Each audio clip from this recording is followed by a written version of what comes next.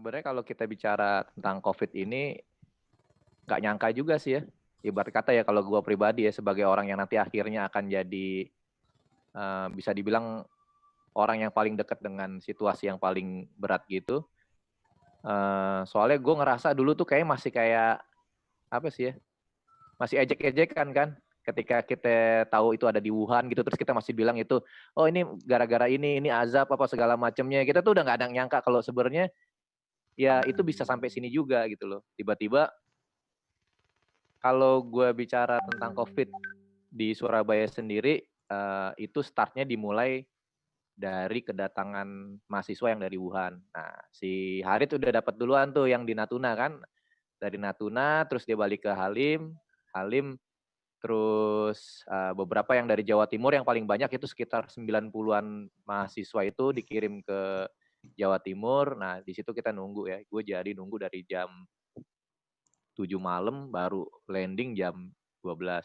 Menurut gue, tapi waktu itu gue nggak ada pikiran itu sangat berbahaya atau gimana segala macamnya karena mahasiswa-mahasiswa itu kan udah lewat proses karantina 14 hari. Jadi gue pikir that's fine lah. Cuman waktu itu juga kita nggak nyangka bakal kayak gini, dalam artian gini teman-teman. Jadi waktu itu gue pakai masker, tapi diingetin sama orang-orang yang punya kepentingan di sana, kalau bisa jangan pakai masker deh, karena kan nggak enak juga sama mereka yang udah di karantina ke sini terus kok ngerasanya masih masih bawa penyakit gitu. Nah waktu itu gue juga nggak pikiran itu adalah harusnya SOP-nya gue tetap harus pakai gitu loh. Akhirnya ya gue ngerasa sisi kemanusiaan gue, terus gue juga harus ngedukung mereka yang sudah 14 hari di karantina juga akhirnya gue bilang, oke lah gue lepas aja gitu. Nah yang ngeheknya lagi tuh, salah satu orang yang itu ya ke kantor kantor karantina apa gitu. Pokoknya orang-orang yang bertugas di bidang kesehatan di sana. Itu ternyata positif, Boy. Gara-gara positif itu akhirnya gue harus nge-review lagi tuh. Tapi itu setelah beberapa hari ya, setelah beberapa minggu kejadian pertama kali gue motret tentang corona itu, gue harus nge-review lagi. Kira-kira file-file foto gue itu terakhir tanggal berapa gitu. Kan kalau emang dibilang 14 hari masa inkubasinya, berarti gue kalau ketemu orang itu jauh sebelum itu gue agak aman gitu loh. Tapi semua teman-teman tuh ya Arab semua itu gara-gara itu. Kita waktu itu belum ada SOP yang harus seperti apa, kayak gimana gitu, belum belum belum tahu sama sekali. Nah, akhirnya eskalasinya terus meningkat kan. Mulai dari umroh yang dibatalkan. Kemudian mulai kalau di Surabaya sih nggak terlalu kaget ya karena wali kotanya dia lebih cepat sih mikirnya dalam artian jauh sebelum ya mungkin tuh ada Aldi yang tahu juga tuh ya di Surabaya kayak apa gitu loh. Tiba-tiba ada pergerakan yang menurut gue kita sebagai warga yang tinggal di sana tuh jadi ngerasa lebih aman. Tiba-tiba ada yang bikin dapur umum, tiba-tiba banyak dibangun bilik disinfektan, terus tempat apa kayak apa yang kalau kita cuman motor cuman lewat situ doang sudah ada penyemprotan segala macamnya. Buat kita wartawan itu agak sedikit aman ya, walaupun akhirnya ada yang bilang bahwa penyemprotan disinfektan itu nggak terlalu berpengaruh atau segala macam. Cuman buat gue yang di lapangan ngerasa bahwa ya sedikit persentase apapun yang emang harus gue lakuin ya gue harus kerjain gitu loh. Cuman untuk kasus COVID yang sekarang ini memang kan akhirnya ada kasus yang pertama yang di Depok itu kantor langsung punya kalau kantor gue punya kayak semacam SOP gitu ya. SOP dalam artian ya gue semua karyawannya atau pegawainya, fotografernya itu pasti udah pernah liputan di situasi yang paling berat sekalipun ya, kayak gempa ya kan, bencana alam, gunung api, gunung meletus segala macamnya. Tapi dalam kondisi kayak gini kita juga bingung musuhnya siapa gitu loh.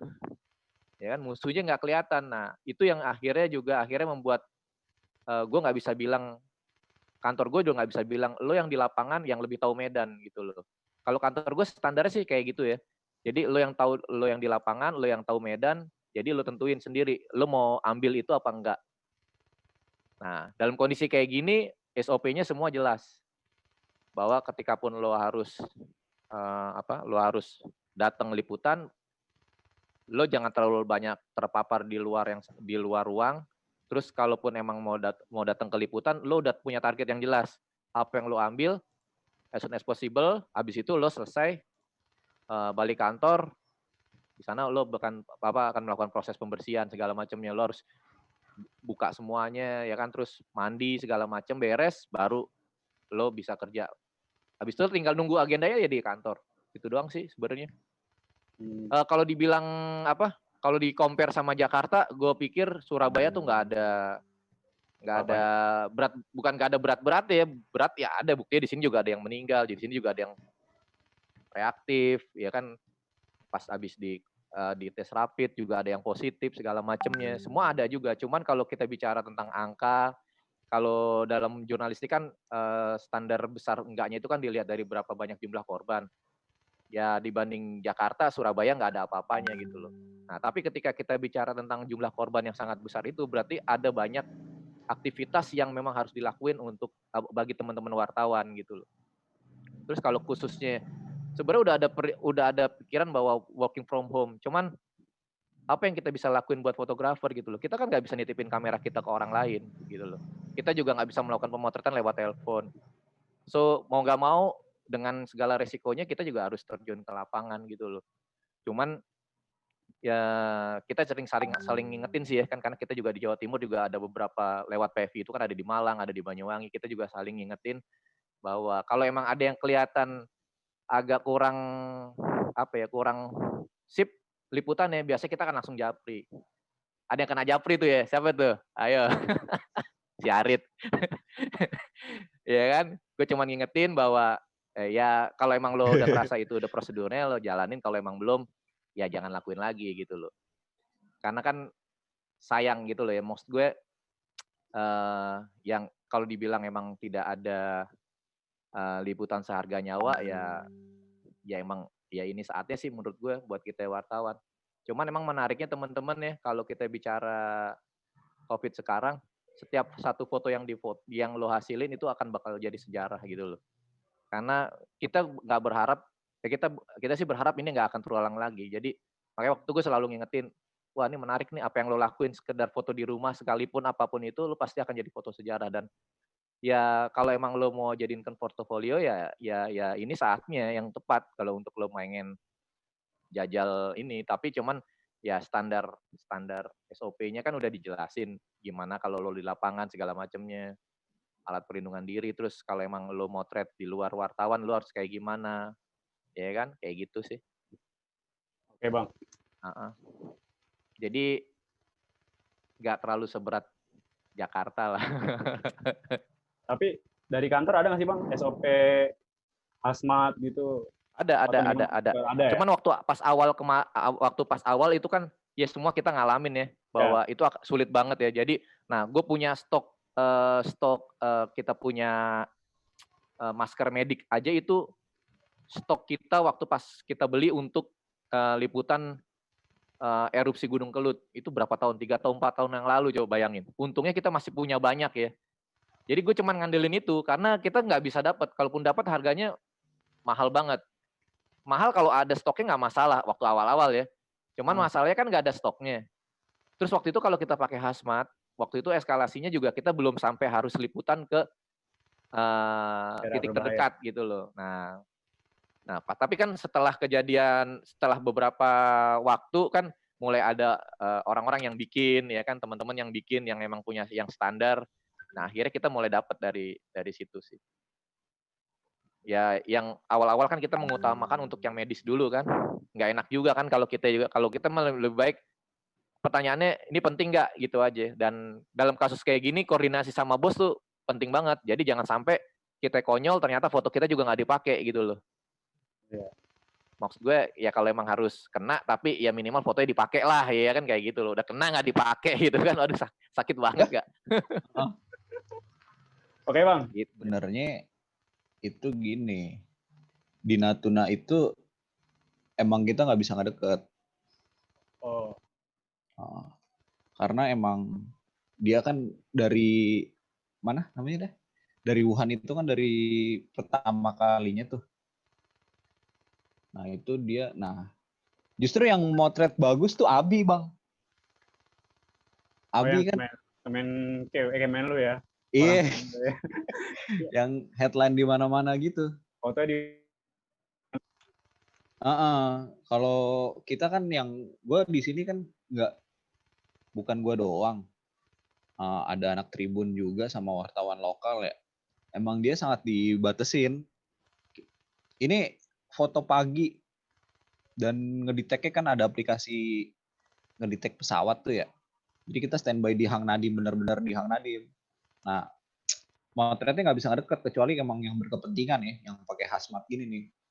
Nah ini yang berkepentingan nih kayak si Abi itu kan nih karena dari Kemenlu nih mesti tanggung jawabnya Kemenlu. Jadi Abi yang pakai pegang hazmat juga, Bang. si Abi kemarin gue sempet nanya, dia pakai lengkap karena emang dokumentasinya itu dari Kemenlu doang karena ini masih tanggung jawab Kemenlu, belum sampai ke Kemenkes. Nah, Hang Nadim langsung yang bergejolak pertama ya di Batam. Di Hang Nadim semua orang tuh udah mulai pada pakai masker lah segala macem. Terus harga masker di apotek udah mulai naik, terus jarang ditemuin. Suasana di sono justru lebih awal ya, cuman karena WNI yang dari Wuhan ini langsung dibawa ke mana? Dibawa ke Natuna. Nah, dia lokasinya di hanggar gitu. Dan ini jauh banget, 300 aja pun 300 mili aja pakai converter itu jauh juga, masih belum bisa dapat apa namanya? Masih belum bisa dapat detailnya banget gitu. Masih kecil orang-orang. Iya. Ini gue motret pakai 200. Soalnya gue juga nggak tahu kalau bakal kondisinya gitu kayak begini.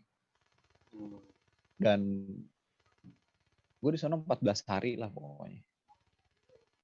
14 hari. Dan aktivitas 14 hari aktivitas WNI itu cuma 2 kali bisa difoto. Pagi saat olahraga sama di pagi dia pas lagi olahraga. Nah ini sore nih aktivitas di luar. Udah gitu doang. Sampai di Natuna tuh gambar selalu begini. Nah kecuali setelah di Natuna tuh mulai banyak bagi-bagi masker, anak sekolah yang tadinya diliburin terus dimulai bikin masuk gitu. Karena ada beberapa yang bilang nggak terlalu berbahaya lah gitu. Jadi anak sekolah mulai dibikin masuk, dibikin sekolah lagi. Tadinya mah diliburkan rencananya sampai 2 minggu selama itu karantina selesai. Cuman akhirnya dimulai bikin masuk. Terus gue motretnya yang begini-begini. Jadi isu-isu lokal tapi pengaruh sebenarnya di sana. Itu. Nah iya kayak gini lah kondisi di Natuna tuh yang tadinya sekolah libur terus mulai Sorry, masuk. Bang, motong. Tapi tuh libur sempat berapa hari, Bang? Udah dia mulai hari Minggu. Terus hari keberapa ya? Lupa gue. Sekitar hari Selasanya itu udah mulai masuk kok deh. Wah, cuma 3 hari ya? Nah, kan itu sempat ada yang gejolak tuh, Bang ya? Sebelum ke Natuna, warga sekitar pada demo, Bang. Nah, itu gimana caranya akhirnya bisa diterima gitu, Bang? Jadi kalau pas di sana itu karena pemberitahuan tempat lokasi karantina masih dirahasiakan. Jadi warga di sana tuh kayak belum tahu di mana sih katanya. Karena kan yang karantina itu kan harusnya kan sekitar jaraknya harus lebih dari 5 km lah dari pemukiman. Karena kan belum ketahuan kan ini orang positif apa enggak kan. Nah, takutnya kan terpapar ya. Itu yang warga yang nggak tahu. Nah ternyata pas dicek sama warga ternyata lokasinya nggak jauh sama pemukiman. Sekitar jaraknya 1,5 kilometer lah sebenarnya. Gitu. Cuman akhirnya kan ya dibikin tertib lah karena dibikin edukasi juga kan ke warga. Jadi mereka sedikit-sedikit paham. Seperti itu. Nah, tapi lo motret sejauh itu tetap pakai masker gitu-gitu nggak, Bang? Standar yang masker waktu doang. Itu masih masker. Karena kan sebenarnya kan waktu itu pernah ada dengar sharing juga. Jadi mengenai kebijakan standar kesehatan itu sebenarnya berubah-ubah. Jadi pada saat itu masker masih sebenarnya belum dibutuhkan malah masker WHO belum bilang kalau misalkan lokasi atau Indonesia pun belum butuh masker. Nah, jadi mungkin karena SOP sendiri, karena itu kan di markas TNI ya, Angkatan Udara. Nah itu karena dia mungkin nggak ngejaga juga lah, maksudnya jadi biar nggak salah SOP juga, kita dikasih masker sama mereka. Walaupun gue juga sebenarnya waktu pas kesana bawa masker N95. Iya masker doang, waktu itu masih standar masker gitu. Itu waktu belum positif Bang ya? Belum. Malah 14 itu nggak ada yang positif kan? Pas sampai di Halim, sampai di Halim pun deh. Waktu awal-awal Menteri Kesehatan masih masker buat orang yang sakit aja Bang. Iya. Nah itu kan masih cenderung santai tuh, liputan nggak ada jarak, masker nggak dibutuhin. Nah ini pas ada terasa perbedaannya nggak sih Bang? Waktu Bang Bahana juga perbedaan positif dari Depok itu di lapangan. Kalau kantor gue kan beda banget tuh, langsung work from home. Nah ini yang tetap di lapangan, treatment dari kantor tuh kayak apa Bang ya? Bang Bahana boleh jawab dulu sebelum dan setelah positif. Unmute dulu Bang Bahana tuh. Ya udah Bang, sambil nungguin Bang Harit, ada yang tadi gue tanyain, perbedaan sebelum dan setelah, terutama Pak Menteri itu kan ya terasa beda banget ya, semua langsung sekolah diliburin dan lain-lain. Sehari di lapangan pakai hazmat gitu sih Bang, waktu di Jakarta, udah di Jakarta. Waktu itu kan belum terlalu, karena kan gue kan waktu itu kan sebenarnya lagi di Desa Olahraga ya, jadi pada saat pengumuman lagi backup Desa Olahraga. Nah kalau di saat pengumuman pasien 1, 2, 3 yang di Depok itu belum terlalu, cuman karena apa ya, mulai muncaknya itu yang klasternya udah mulai banyak dari mana segala macam. Nah cuman gue pada saat itu sebenarnya di awal-awal belum liputan mengenai COVID karena gue masih di olahraga, belum terlalu booming lah gitu. Sampai akhirnya kan booming, ternyata olahraga mulai di stopin semua tuh, ya kan? Pertama-tama dari yang gue inget tuh pas gue motret PBSI yang latihannya sebelum dia berangkat ke England itu kan sebenarnya kan udah pandemi itu sebenarnya itu pas dia berangkat. Nah kelar dari situ tuh mulai satu-satu semua cabang tuh kan dihilangin tuh, di stop sementara. Pas di stop sementara itu udah semua des yang di kantor gue ya, semua des itu yang tadinya hiburan atau metro atau segala macem tuh yang kayak gue di olahraga sama Chandra itu akhirnya dibikin ini jadwal mengenai liputan COVID semuanya di kantor, karena semua ini ketutup sama COVID semuanya apa namanya? Iya. Dampaknya itu kemana-mana ya. Itu juga gue alamin juga tuh bro, karena waktu itu kan kebetulan pas ada IBL seri Malang ya, IBL seri Malang, padahal gue udah ngelosin, udah nggak ngambil waktu itu Persibaya lawan apa gitu loh. Itu kan IBL, padahal resiko juga kalau gue tinggal kan di Surabaya tuh ya. Cuman karena dasarnya gue pengen, aduh gila udah lama banget gak ke Malang kan, mau ngadem ke Malang, udah gue belain lah di sana. Sampai sana tuh semua udah siap, lapangan udah siap segala macam, pemain udah pada siap segala macamnya. Sampai sana ternyata ada keputusan tidak bisa diperpanjang gitu loh. Jadi lo bisa bayangin nggak sih lo, penonton udah siap, kita udah siap segala macam, akhirnya apa? Gue sama official main basket di lapangan akhirnya, sama official ininya, turnamennya. Nah di situ gue baru ngerasa mulai ada tekanan sih menurut gue. Iya anjir serius nih ya gitu. Ya itulah mulai. Nah setelah saat itu terus semakin meningkat. Ya sudah. Akhirnya Surabaya udah jatuh korban Bang saat itu. Waktu itu belum. Cuman memang karena Surabaya itu rujukan, jadi ada kasus itu gitu loh. Nah, yang meninggal sendiri sih waktu itu belum ada. Coba ya gue share foto gue ya, bentar ya. Oke Bang, kita lanjut aja ke sesi berikutnya sekalian. Kebetulan nih peserta udah pada nanyain sharing foto yang dipotret saat pandemi ini, Bang. Boleh dimulai. Ya, gue coba ya. Iya.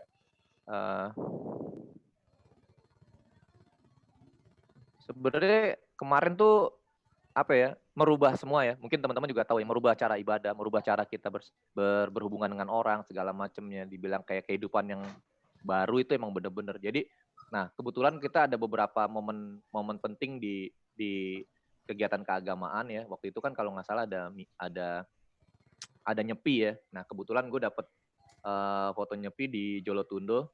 Nah di situ sudah strict banget karena memang arahnya kan mereka tidak boleh sebenarnya karena akan ada kerumunan. Cuman waktu itu juga gue datang sempat dilarang karena mereka menganggap mereka sudah melakukan pembatasan sosial, mereka dari 600 hanya yang datang 150. Tapi mereka menganggap bahwa kalau ada ini takutnya nanti salah arti. Tapi ya alhamdulillah gue bisa ngejelasin. Jadi akhirnya fotonya sebenarnya jadi menarik juga sih kalau ini. Jadi semua yang datang harus pakai masker. Ya standar aja sih sebenarnya ya. Kita dari masuk sampai keluar tuh kayak gimana. Terus kita juga ngelihat ini. Boleh di-preview, Bang, fotonya, Bang, digedein. Kenapa?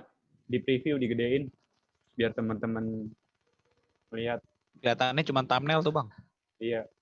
Ini kelihatan thumbnail nggak? Nah, ini thumbnail. Thumbnail doang, maksudnya di full screen fotonya. Atau saya nanya deh, Bang. Iya, boleh. Itu waktu motret nyepi, mereka kan sempat nolak ya. Akhirnya gimana tuh, Bang? Ngomongnya. Gue harus bilang bahwa ini kesempatan yang bagus buat mereka untuk memberikan pembelajaran kepada masyarakat yang lain bahwa kalau lo ingin melakukan sesuatu agar ini bisa dilakukan adalah dengan cara social distancing gitu loh. Physical distancing termasuk kayak akhirnya kan gue juga harus tanya emang kalau pada umumnya berapa banyak ininya umatnya. Itu bisa sampai 800, boy. Itu di tempat yang kecil. Jadi kelihatan ini banget. Nah, sekarang tinggal cuma 150 dan itu pemeriksaannya ketat dari awal sampai masuk. Gitu. Dan akhirnya dia paham, oke, Mas, cuman lo hanya dikasih titik-titik tertentu dan itu sebenarnya hal yang dilakukan kalau di setiap perayaan Nyepi sih ya. Ya gue paham itu untuk ini sih, untuk lebih ke privasi mereka. Normal. Gue bukan jenis orang yang memotret sampai menghalalkan segala cara sih. Jadi gue pikir ya gue punya cara gue sendiri untuk biar kelihatan bagus tanpa gue harus mengorbankan mereka punya privasi sih. Menjaga etis tuh, Bang ya. Dan itu lu diperiksa juga? Atau periksa gitu enggak? Periksa. Waktu itu gue malah agak 37, berapa dan mereka agak khawatir juga kan. Ya gue kan habis di jalan, boy, dari Surabaya ke sana ke Jolotundo di Mojokerto itu sekitar berapa ya? Sekitar 30-an kilometer lebih lah ya. Jauh banget. Dan waktu itu gue juga ngeri karena waktu itu kan bilangnya oh ini udah mulai ada physical distancing. Cuman gue ngerasa di sono karena emang jalur wisata orang bersepeda, tapi mereka banyak yang nggak pakai masker segala macam. Gue jadi paranoid sendiri gitu loh.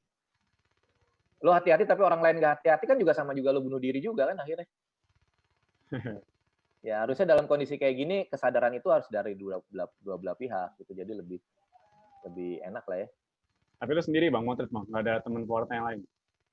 Gue nggak ada waktu itu. Waktu itu ada dari Antara. Waktu itu dari Antara ada. Oke.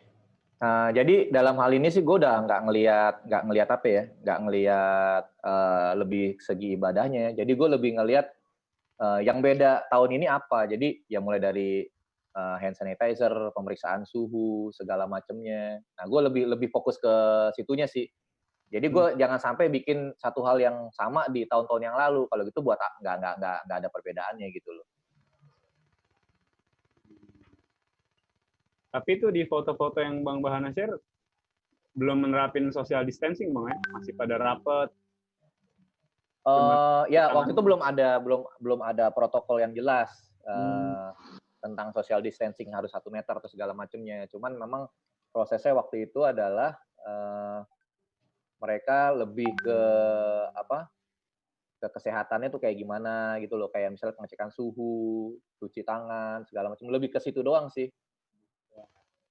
Masker juga saya lihat tadi belum pada pakai Bang. Ya, masker belum semuanya. Tapi Bang Bahana udah pakai sebagai part. Gue udah pakai karena emang udah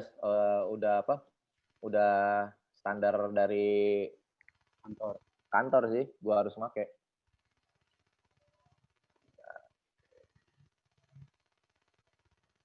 Tapi kan kalau PFI Jakarta inisiatif bagi-bagiin masker nih sama hand sanitizer. Kalau teman-teman PFI Surabaya gimana Bang?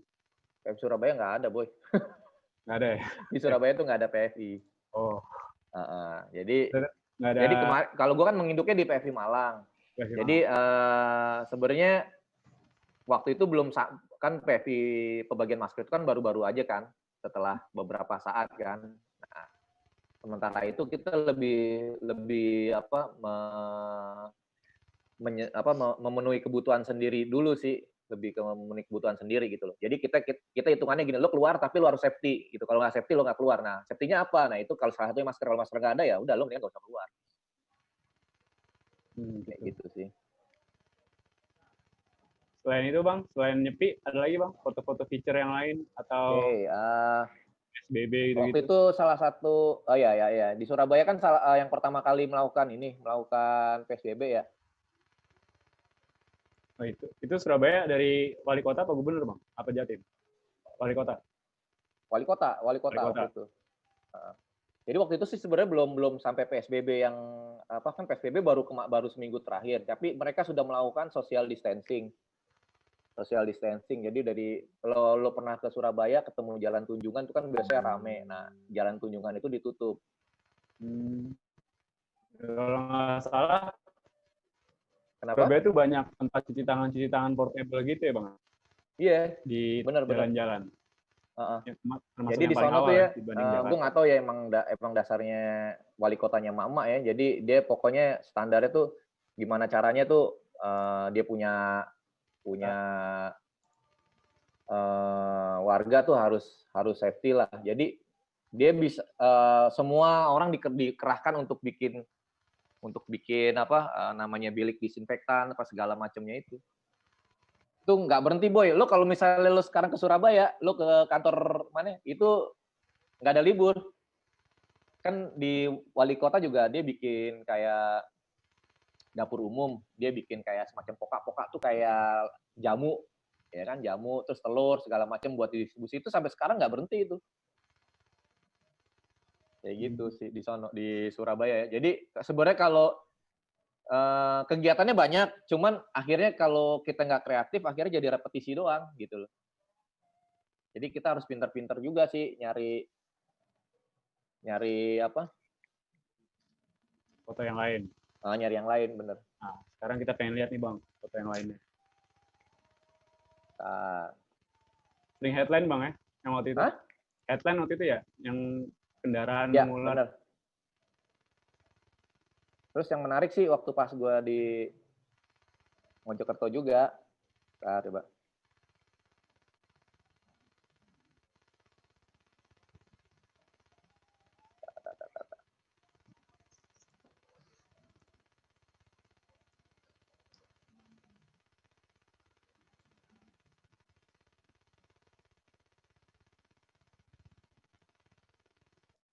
Kalau ada yang nanya sekalian aja deh, mendingan.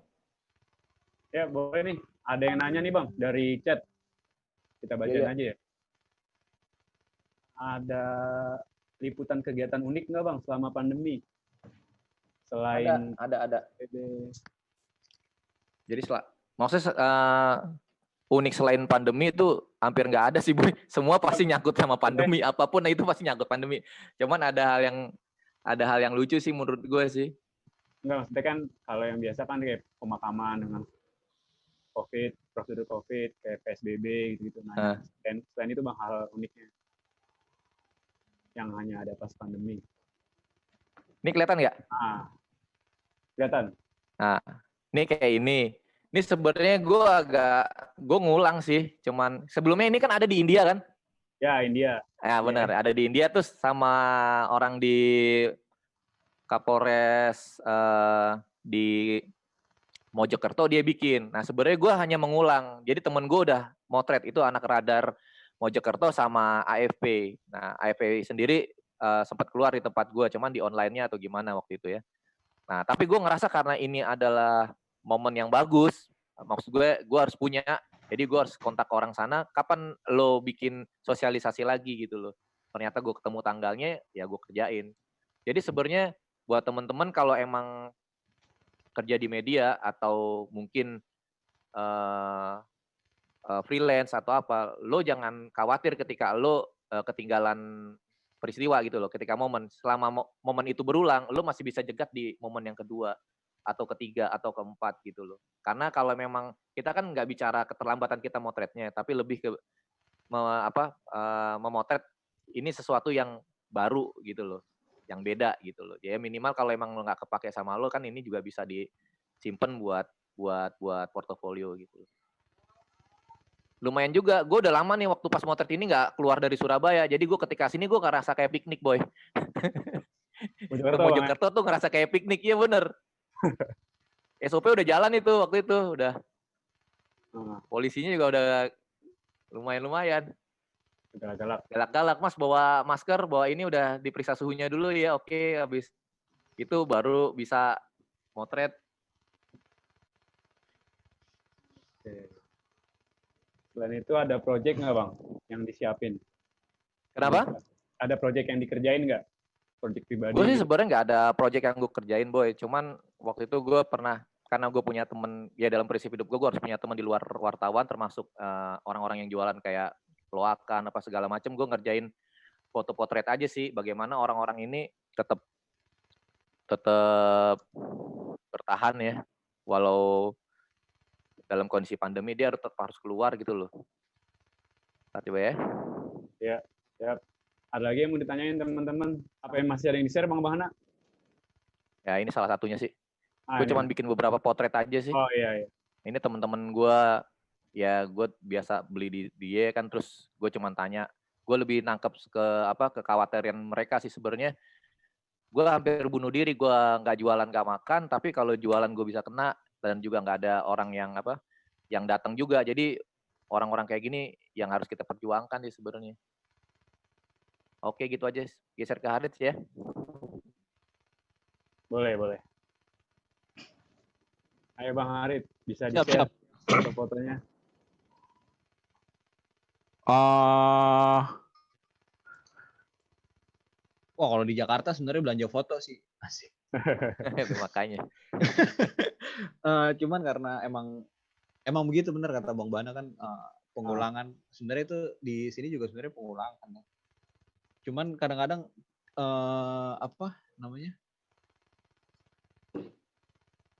isu-isu dari pemerintahan tuh pasti selalu selalu dikejar gitu, kayak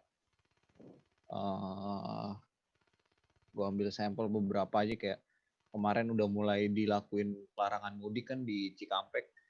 Nah, ya kayak gini-gini kan gue pas pertama kali emang jam 1 mulai itu gue kejar ke Cikampek sama ya 3 orang teman-teman dari Liputan 6 sama Antara buat ngejar. Oh ternyata benar di jalan mulai banyak HS yang keluar dari Bekasi. Kayak gitu-gitu. Isu-isu pemerintahan pasti bakal dikejar sih kalau mudik di Jakarta ya. Udara nggak dicegah Bang? Nah itu yarin deh nggak. Kita yang penting motret aja nih. Nah kayak kereta-kereta mulai dijalanin kan, ya kita kejar isu-isu pemerintahan tuh pasti kita kejar kayak gitu-gitu. Terus apa lagi ya, kayak misalkan waktu pas pemakaman itu sebenarnya kalau pemakaman itu waktu itu gue mikir yang belum ada gitu fotonya. Karena kan selama masa pandemi ini kan pasti banyak korban lah ya, maksudnya ternyata memakan banyak korban, mirip-mirip sama kayak bencana alam kayak gempa, cuman kan karena kalau bencana alam itu kan sekali kejadian korbannya langsung banyak gitu. Kalau ini kan nggak satu-satu, sehari berapa. Ini yang waktu itu belum ada, maksudnya belum ke foto gitu sama teman-teman yang di Jakarta lah istilahnya gitu. Cuman waktu itu karena ke-trigger ngeliat postingan di mana Instagram, pemakaman ternyata pakai prosedur gitu. Ini di mana, Bang? Ini di TPU Pondok Rangon. Pakai prosedur. Nah, gue jadi pengen motret sebenarnya. Nah, cuman kan waktu itu kan karena apa ya namanya ya, baju hazmat juga belum langka lah, masih belum banyak. banyak. Ya belum banyak, masih langka. Ya itu dia tadi, gue di sono motret sih nggak pakai hazmat, cuman gue pakai N95, kacamata, masker 2 lapis, terus sarung tangan, ya pokoknya gitu deh. Hazmat aja nggak gue pakai, cuman gue tetap jaraknya agak jauh, makanya gue coba pakai drone, terus pakai 200, ini udah cropping lagi. Nah ternyata kan petugas TPU waktu itu benar-benar belum dapat hazmat, belum dapat APD. Nah, ini yang menarik nih, Bang. Yang menarik nih, ini kan lu motret awal-awal ya, awal-awal banget, atau belum banyak nih yang motret kuburan, yang motret pemakaman, kalau nggak salah ya. Nah, ini pertama nih gue tahu nih lu nih. Nah, ini kan nggak pakai apa-apa nih, tugas kuburan. Ini ngaruh nggak sih, Bang? Setelah ada foto ini, tugas kuburan nggak pakai, tapi sekarang akhirnya mereka dikasih tuh. Gue sih belum. Gue sih di grup nih, ada orang dalam Pemda kan. gue sebenarnya kan belum ini ya, apa namanya, kalau yang di TPU ini, petugas TPU ini tuh dia belum datang lagi lah gue ke TPU, belum motret lagi ke TPU. Cuman gue ngeliat foto-foto teman-teman itu, mereka mulai pakai apa, jas hujan, terus lama-lama udah mulai ada hazmat, terus polisi yang ngebatasin, ngeblokade. Ada polisi, sekarang justru ada polisi yang jaga. Ada polisi yang jaga. Kalau awal-awal nggak ada sama sekali, cuma petugas makam. Nah, ini sih yang pengen gue pengen potret waktu itu. Dan ini motretnya juga jauh, jaraknya jauh, nggak deket lah. Karena walaupun jenazah udah udah diplastikin apa segala macem, cuman gue belum bisa berani ngedeket karena gue sendiri nggak pakai hazmat. Seperti itu. Nah, sampai akhirnya gue share ke kantor. Kantor kaget karena gue sebenarnya waktu itu nggak bilang sih, bilangnya pas udah motret. Jadi agak sedikit kena tegur. Aman nggak? Aman. Ya udah, kalau dikira aman, kantor dibolehkan seperti itu. Lebih baik minta maaf ya, Bang, banding kayak gitu. Itu sih yang kalau isu-isu pemerintahan tuh pasti selalu diupdate sama teman-teman ya. Langsung bikin foto feature. Gitu. Kalau yang enteng-enteng banyak sih ya. Sama kalau kayak ini kan Jumat Agung, ibadah Jumat Agung sebelum Paskah itu, gue sempet nyari-nyari temen yang apa namanya, Nasrani. Ya ada yang nggak mau beberapa kali, nggak dulu deh, walaupun kenal deket ya. Cuman akhirnya coba nyari yang lain yang mau ibadah di rumah terus difoto, akhirnya dapet.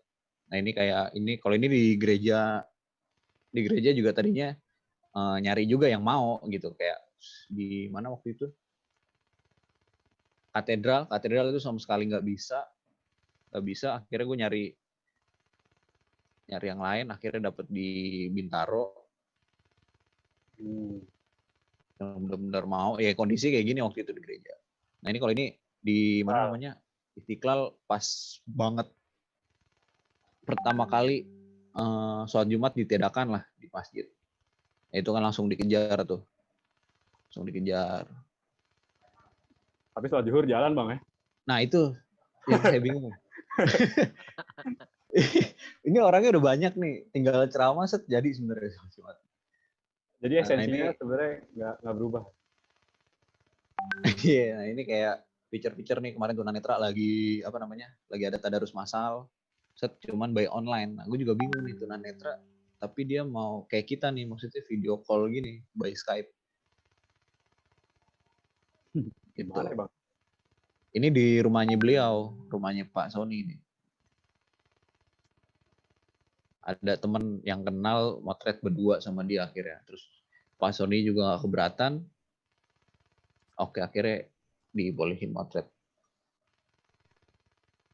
Kayak gitu. Nah, lu Bang pas tadi motret ke gereja, ke rumah orang itu standar yang lu lakuin gimana Bang? Atau standar dari tuan rumahnya sendiri? Ada nggak?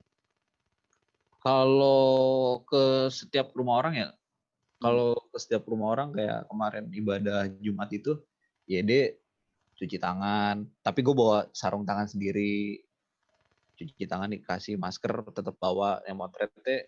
Karena dia juga percaya ya, maksudnya percaya nih lo bukan carrier gitu. Itu sebenarnya yang yakinin itu agak susah sekarang di era-era sekarang. Itu agak susah. Makanya kalau dia udah percaya banget gue nggak carrier apa segala macam, terus dia juga udah ini ya akhirnya boleh. Gitu. Boleh. Gue beberapa kali juga ditolak kok. Pas terawih pertama di Sunda Kelapa itu ditolak. Padahal itu dia cuman lima orang doang yang sholat. Cuman akhirnya ditolak. Ya udah akhirnya nggak maksa, cabut. Masjid tuh Bang ya? Masjid Sunda Kelapa itu Menteng. Oh, Menteng, kira Sunda Kelapa Pelabuhan. Sunda Kelapa Menteng. Tapi emang apa? Kalau yang tarawih pertama itu emang ngehe banget sih ya, disuruh ngambil ya kan. Padahal kalau sebenarnya udah ada larangan kan, bukan ada larangan sih, himbauan. Cuman ngehenya kan kita juga kebetulan agak telat juga. Jadi nyuri-nyuri kan akhirnya. Ada yang lagi udah sembayang itu tiba-tiba dia batalin, tiba-tiba ngasih tanda jangan gitu kan. Itu gue pikir ya udah gue potret kan, ya gue bilang oke, gue mundur cari lagi masjid yang lain gitu loh. Itu aja sampai terakhir witir sampai rumah, witir tinggal kerjain di rumah ngirimnya. Cuman emang itu harus diambil ya Rit ya, karena emang bisa dibilang itu kan salah satu poin penting juga ya ketika kita masuk bulan Ramadan. Ya lo mau nggak mau, boleh nggak boleh ya lo harus dapet di. Iya. Walaupun curi-curi sih. Kalau kebetulan gue nyuri-nyuri ya, karena gimana juga. Susah juga. Teman-teman banyak yang nggak bisa juga sih akhirnya. Dan kaget juga ketika gue bisa motret. Ya gue bilang, ya lo motret jangan pas sebelum mulai. Ya motretnya udah mulai, masa dia mau batalin sih. Kita motret kan cuma sebentar doang. Ya kan mereka kalau udah sembahyang kan nggak mungkin ngusir kita kan. Lagi mana ngusir orang sembahyang kok. Iya juga. Aneh aja sih. Ya kalau emang mereka sadar bahwa itu bukan hal yang melanggar prosedur, kan harusnya mereka fan-fan aja kan. Tapi kan lo potret pas sembayang berjarak nggak Bang? Apa dempet? Jarak dong. Oh, berjarak. Kayaknya gue ini deh ngambil sih kemarin sih ya. Cuman ya gitu ya, kitanya harus hati-hati sih. Hati-hati banget. Karena takut juga boy. Ya apa ya?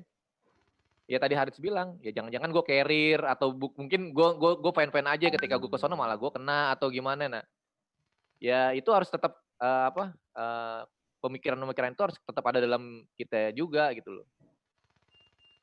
Sekedar temen datang ke rumah aja kita juga curiga boy, bilang lo habis dari mana ya kan, tetap gue tanya. Oh gue habis liputan di rumah sakit nih gini. Udah jangan kesini aja, kita ketemu di mana dah. Jangan ketemu di rumah, kita ketemu di mana kek, di kantor atau di mana gitu loh. Karena kebetulan waktu itu gue janjian sama Rihanna ya, anak Jawa Pos juga, sering nongkrong juga. Ya gitu lah, dia kan motretnya di rumah sakit, bilang waduh jangan ke rumah dah kalau gitu. Ini kan kita nongkrong di luar aja. Kalau kena di luar aja, jangan keluarga gue jangan kena gitu aja sih. Tapi kan lu pulang juga Bang, habis dari tongkrong. Pulang, tapi kan udah SOP lah. Tetap berjarak juga, ngehe lah pokoknya. Jangan sampai gini lagi lah, pusing juga kita jadi curiga juga sama teman kita juga, karena dalam hal ini lo jangan pernah percaya sama orang lain gitu loh. ketidakpercayaan itu harus lo bangun terus. Ya, tapi ketidakpercayaan itu jangan akhirnya lo merendahkan pertemanan sama teman-teman yang lain yang emang dia mungkin kerjanya lebih keras dibanding kita gitu loh. Cuman kitanya sendiri yang akhirnya bikin protokol sendiri gitu loh. Intinya jangan dipersulit juga gitu loh. Nggak ada salaman lagi sekarang pokoknya. Salam siku, salam siku udah gitu aja. Lebaran gimana nih Bang ya? Nggak ada salaman. Iya. Ya emang harus begitu sih prosedurnya, mau gimana lagi. Oke, mungkin kasih tanya jawab kali nih. Yang kata adminnya yang mau nanya boleh ngangkat tangan, raise hand.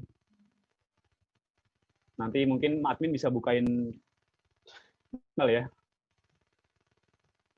Bisa di-unmute. Kakak Kei mau nanya tuh, Kakak Kei. Kakak Kei siapa sih? Anak-anak pakai nama palsu balik. Siapa nih? Akmal ya? Akmal nanya ya? Bah, menurut lu bisa sampai kapan COVID nih ya? Mana? Ada tuh di atas. Ya. Ini ke gua ya. Boleh Bang dijawab. Berat mal. Gimana ya? Gue terlepas gue sebagai orang yang emang mau nggak mau ya, ketika orang pada milih work from home, gue tetap harus work from field ya, ibarat kata ya. Gue habis kata deh kalau ngeliat orang-orang Indonesia ya, menurut gue ya. Maksud gue gini, terlalu banyak excuse ya buat bilang bahwa ini sesuatu yang emang harus kita hindarin gitu loh. Ya atas nama kepercayaan, atas nama pekerjaan, ekonomi segala macamnya. Cuman menurut gue ini akan sangat panjang banget karena ya lo lihat aja trennya sekarang, ya kan? Ya ketika kita bicara tempat ibadah ditutup ya, ya itu kan pasti ada alasannya. Kenapa? Karena ada beberapa kasus juga penyebaran itu ada di tempat ibadah, ya nggak? Di Jakarta juga ada.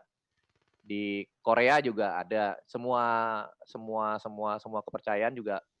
Nah, tapi akhirnya itu jadi permasalahan ketika, kok gue dilarang sih? Ini kan buat ini segala macamnya. Nah, berat juga tuh kalau kayak gitu.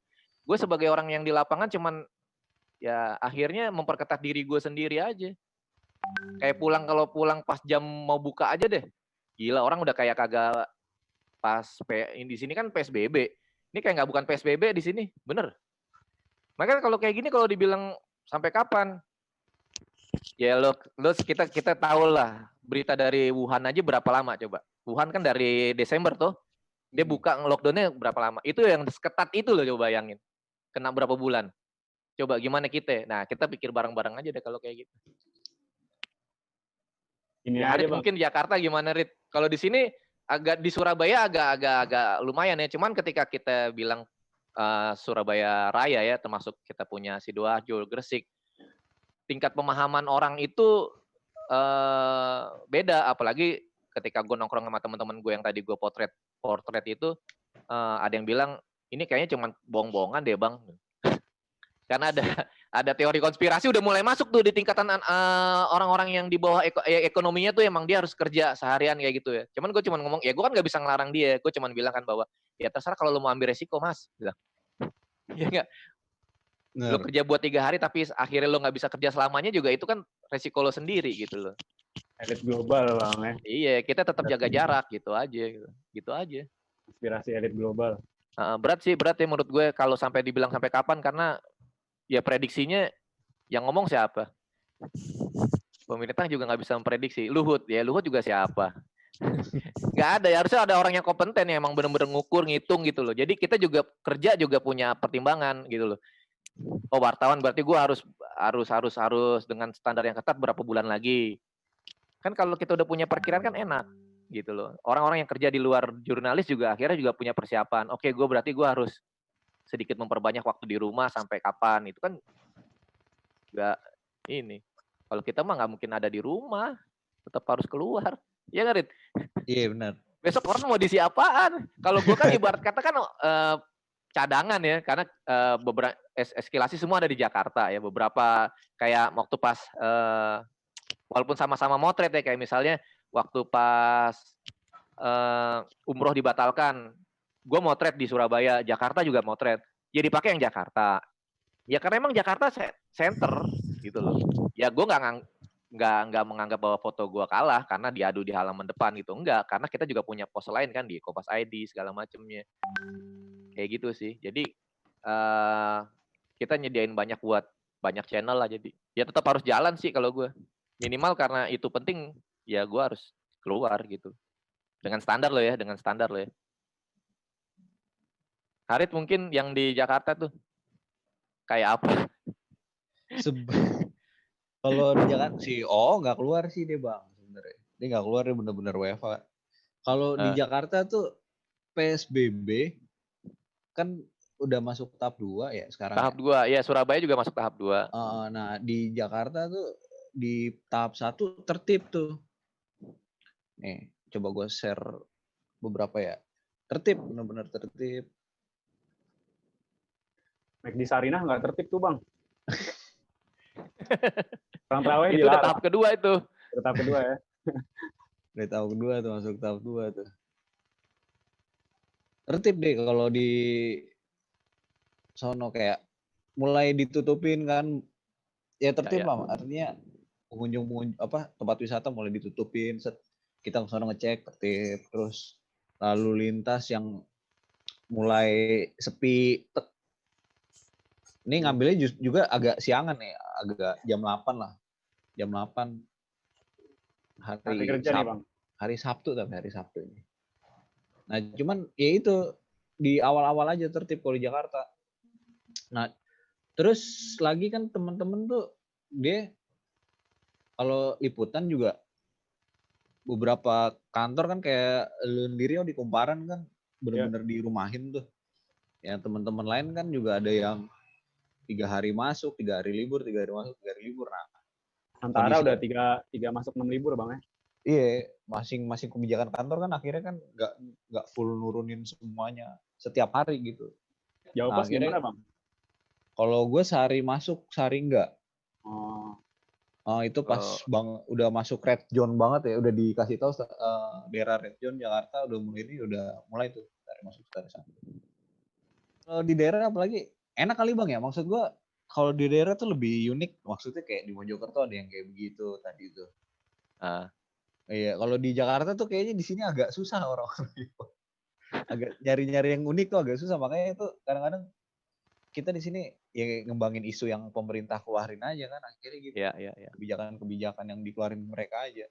Terus sampai akhirnya kan gue juga harus nyari-nyari feature-feature yang agak beda gitu. Nih kayak gini bang. Iya sih ya. Iya, ini kayak gue motret orang sunat di rumah. Sebenarnya motret orang sunat di rumah biasa. Cuman pada akhirnya kan yang bikin beda adalah lagi-lagi dokter dan tenaga medisnya harus full APD karena dia orang luar dan masuk rumah orang gitu.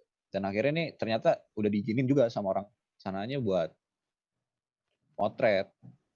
Ada foto pesawatnya lagi bang. Iya nih di New York nih. Lucu banget. Nah, kalau di Jakarta tuh kondisinya gini, pilihannya lo kalau nggak nyari yang unik ya lo ngikutin isu dari pemerintah gitu aja nih, kayak nikah di masa pandemi kan hanya boleh di rumah dan di KUA, terus nggak boleh ada tamu. Iya, nggak boleh ada tamu. Lumayan kan sebenarnya ngehemat juga tuh nikah pas pandemi. Nah, akhirnya masker, iya harus pakai masker, pakai sarung tangan.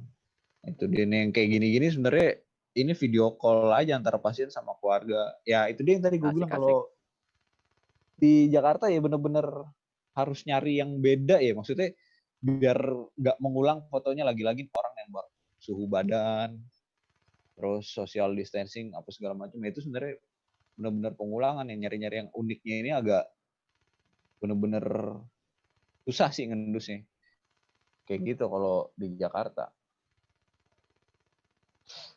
Nah itu pas nikah itu ada fotografernya nggak bang? Bukan fotografer wartawan ya, fotografer weddingnya. Ini kalau gue kebetulan karena yang nikah nih orang bengkel ya anaknya. Jadi nikahin bapaknya, terus bapaknya cerita, kagak boleh ngadain pesta terus apa segala macam, pas lagi di bengkel. Terus yaudah nikahannya di mana, di rumah. Terus di kata kawanya juga ngasih prosedur nikah sekarang harus sediain masker segala macam. Akhirnya mereka nyediain masker. Nah, terus gue tanya buat motret bisa nggak, bisa. Akhirnya gue motret gitu. Jadi kalau mau nikah sekarang harusnya boy. Iya. Hemat. Saya mau nikah lagi tuh.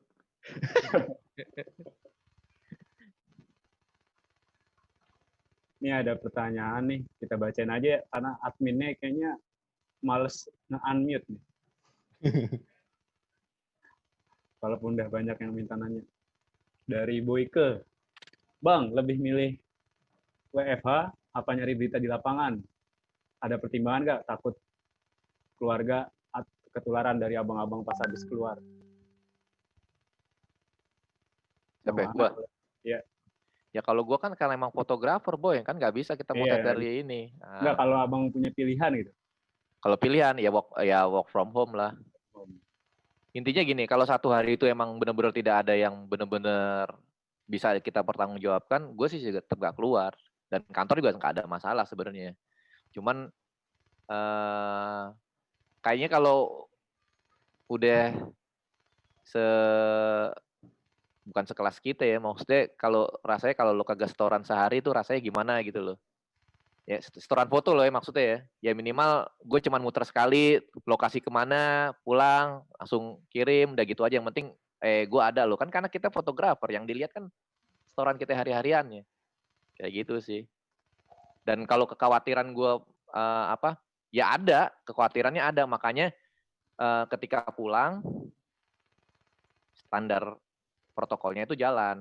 Baju lepas di luar, anak gue, bini gue masuk kamar, gue langsung ke belakang, kita cuci, semua beres, keramas segala macamnya, bersih, baru kita bisa ketemuan gitu sih.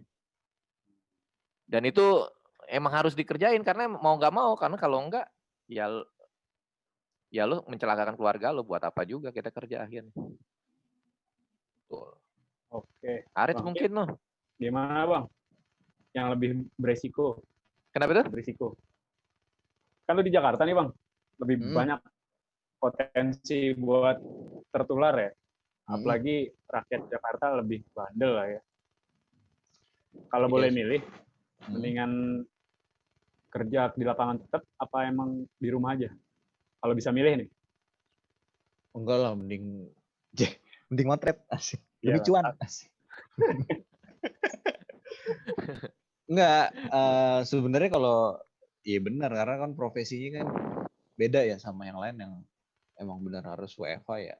Ya kalau di sini akhirnya kan lagi-lagi kantor juga nggak ketat, maksudnya dia nggak, lu masuk tiap hari, akhirnya kan ada jadwal lu dibuat satu hari satu libur gitu. Tetap diakalin biar lu tetap bisa motret akhirnya sama kantor kan dibawa gitu.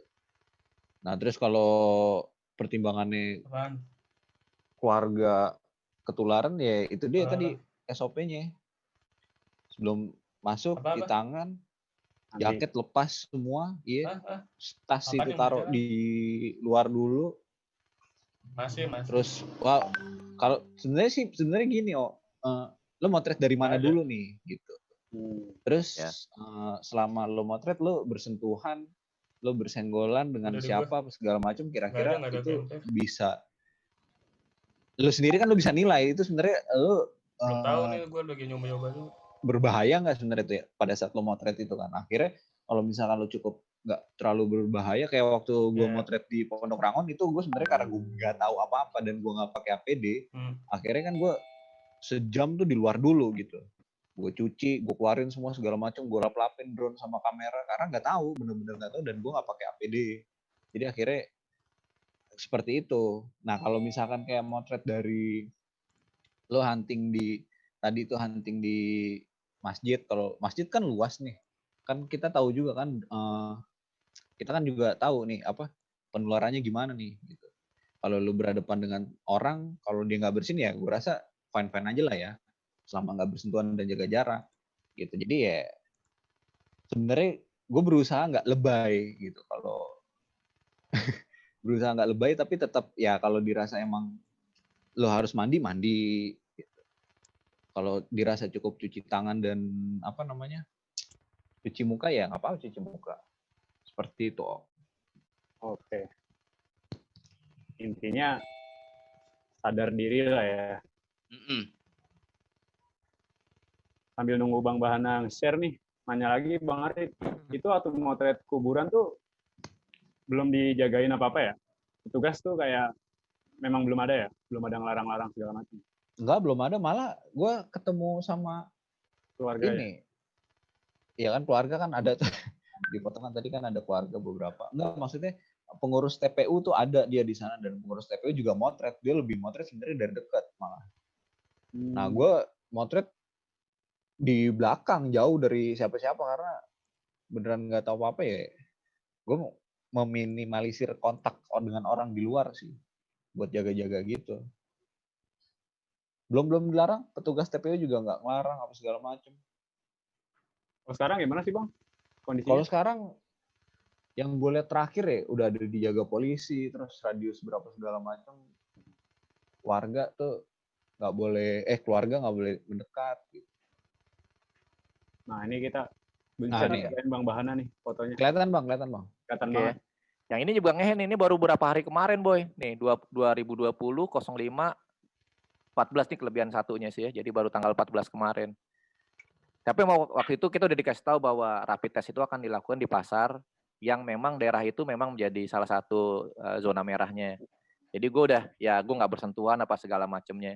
Tapi kan namanya kita motret kadang kan enakan ya.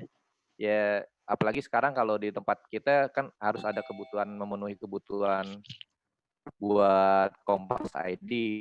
Gue harus bikin foto yang beragam lebih dari 7 jadinya, angle-nya segala macamnya. Jadi kayak kita bikin foto story gitulah. Nah, udah motret kayak gini, balik kan waktu itu belum ada hasilnya keluar kan. Ternyata sampai rumah, ya itu kita teman-teman saling ngingetin. Ketika hasil itu keluar, dia cuma ngomong dari 50 yang diperiksa, 25-nya itu reaktif. Reaktif belum positif ya. Cuman kan itu kan salah satu fase menuju ke sana. Nah itu kan juga kita kan jadi langsung meriang kan badan kan. Nah, itu yang reaktif tuh bakal di swab lagi bang ya? Bakal di Iya, yang reaktif itu minimal dia akan jadi ini, ya akan di ODP pertama kan, ODP di swab, ya kan. Kalau emang dia sakit langsung jadi PDP udah. Nah itu yang membuat menurut gue kita emang nggak bisa apa ya sembarangan sih ya. Ibarat kata gini lah boy, kalau misalnya gue kan berapa kali liputan Gunung Merapi ya, Gunung Agung, Gunung Kelut, Gunung Merapi, Gunung Bromo. Lo kalau misalnya lo tahu kapan lo bakal mati gitu loh. Kalau misalnya emang itu resiko ya. Misalnya ntar ada lahar panas atau segala macam, itu kan ke arah lo tahu lari kemana pas segala macam ya. Tapi dalam hal ini gue nggak tahu lo mau lari kemana coba. Orang nggak kelihatan kok. Yang lo cuman bisa lo lakuin cuman lo pakai protokol, udah gitu aja sih. Nah itu yang menurut gue ya uniknya kerjaan ini sebenarnya. Ya cuman kadang hal ini hanya bisa kita sharing sama orang-orang yang frekuensinya sama gitu loh. Kadang kan ada yang bilang lo ngapain lo nggak sebanding lah dengan apa yang lo lakuin, apa resiko yang lo kerjain. Cuman buat kita yang udah kerjanya di sini ya kadang kalau kita udah selesai kerja nih nongkrong gitu pertanyaan cuman gila ya tadi ngapain nih tadi kayak gitu kan ya, kayak gitu kan kita sering liatin foto ya kan, resikonya segala macam. Cuman enaknya di tempat kita tuh fair-fairan ya, wartawan foto dalam arti kita saling ingetin kalau emang ada misalnya kayak ada lebih APD apa segala macamnya, cara beli di mana kita bisa dibantu di situ. Jadi enak sih kita jadinya. Apalagi Surabaya ya. Jadi ya menurut gue kotanya lebih bersih lah ya, karena emang ya namanya wali kotanya mama kan tadi gue bilang. Di seru aja sih kalau di sini gitu loh. Bersih lah kalau menurut gue.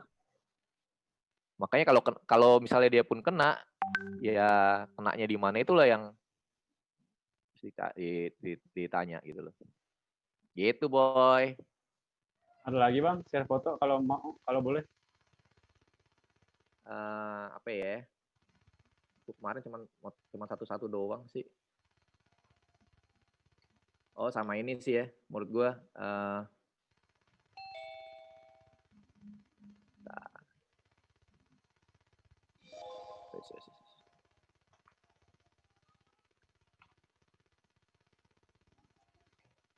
Ini pertanyaan nih buat keduanya nih, ambil share foto.